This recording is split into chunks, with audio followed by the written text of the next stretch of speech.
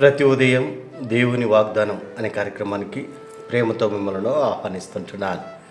ఈ ఉదయకాల సమయంలో దేవుడు మన కొరకు ఏర్పాటు చేసినటువంటి వాక్యభాగము యాకోబు పత్రిక 4వ అధ్యాయము 7వ వచనాన్ని ధ్యానించుకుందాం. యాకోబు పత్రిక 4వ అధ్యాయము 7వ వచనాన్ని ధ్యానించుకుందాం.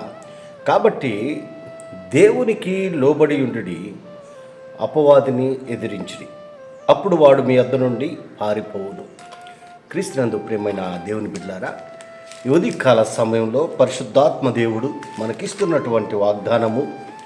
కాబట్టి దేవునికి లోబడి ఉండుడి, అపవాదిని ఎదిరించుడి, అప్పుడు వాడు మీ వద్ద నుండి పారిపోవును. ఈ యొక్క వాగ్దానాన్ని దేవుడు మనకును మన కుటుంబాలకును ఆశీర్వాదకరముగాను దీవెనకరముగాను మార్చునుగాక.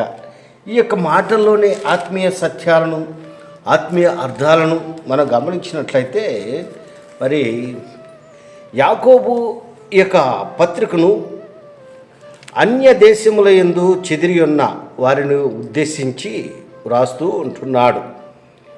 యాకోబు ఆచరణాత్మకమైన జ్ఞానం గురించి, క్రైస్తవ మనోవైఖరి గురించి, క్రైస్తవ నడత గురించి రాస్తూ సంపద, పేదరికము, శోధన, సత్ప్రవర్తన, దురభిమానము, విశ్వాసము, క్రియలు, నాలుకను ఉపయోగించడం, వివేకము, వివాదాలు, గర్వము, వినయము, విమర్శన, దృష్టి, ప్రగల్భాలు, సాహసం, ప్రార్థన వంటి పలు అంశాలను ప్రస్తావిస్తూ ఉంటున్నాడు. ఈ యొక్క పత్రికలో విశ్వాసంతో పాటు క్రియలు ఉండాలని యాకోబు మరి ఇక్కడ ప్రస్తావించటము ఈ పత్రికలోని ప్రాముఖ్యమైనటువంటి అంశాలుగా ఉంటున్నాయి.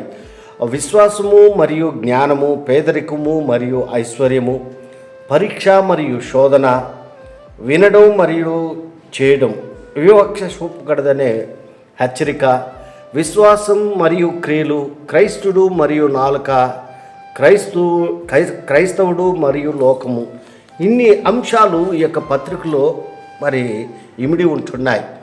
క్రీస్తునందు ప్రియమైన దేవుని బిడ్డలారా, మరి దేవునికి లోబడి ఉండుడి, అప్పుడు మరి అపవాదిని ఎదిరించుడి, అప్పుడు అపవాది మీ యొద్ద నుండి మరి పారిపోతాడు అని చెప్పి ఒక సూచన చేస్తూ ఉంటున్నాడు.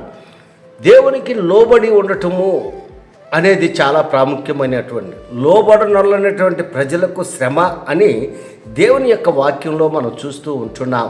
ఇశ్రాయేల్ యొక్క ప్రజలు లోబడకుండా జీవించారు. అందుకే వారు ఐగుప్తులో మరి బానిసత్వంలో ఉంటున్నారు, అదే రీతిగా బబులోనులో చెరలో ఉంటున్నారు. ఎందుకనగా దేవుడు పితరులను ఆశీర్వదించి, అబ్రహాము, ఇస్సాకు, యాకోబులను ఆశీర్వదించి వారి సంతానాన్ని అభివృద్ధిపరిచి అనేక రీతిలుగా దేవుడు ఆశీర్వదించాడు. అయితే వారు లోబడనొల్లకుండా జీవించారు. క్రీస్తునందు ప్రియమైన దేవుని బిడ్డలారా, లోబడకుండా మనం జీవించినట్లయితే మనకు కష్టాలు మరి కన్నీళ్ళు ఎదురవుతూ ఉంటున్నాయి.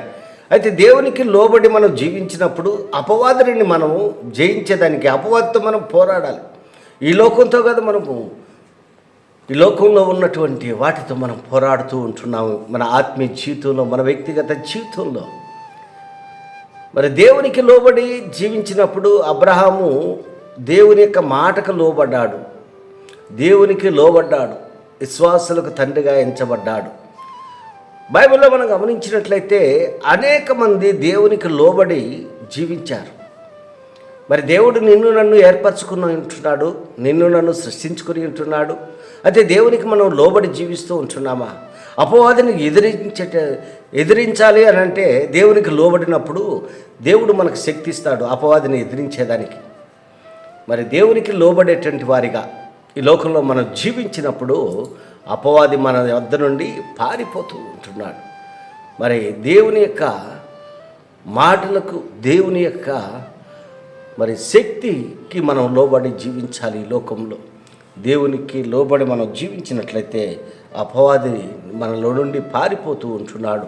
అట్టి కృప, దేవునికి లోబడేటువంటి కృప నీవు నేను పొందుకొని దేవునికి మహిమకరంగా ఈ లోకంలో జీవించాలని ఈ కొద్ది మాటల ద్వారా నేను హెచ్చరిక చేస్తున్నాను. దేవుడి యొక్క మాటలను మరెక్కువగా మీకును మీ కుటుంబాలకును ఆశీర్వాదకరంగాను దీవెనకరంగాను మార్చింది గాక. ఆమేన్.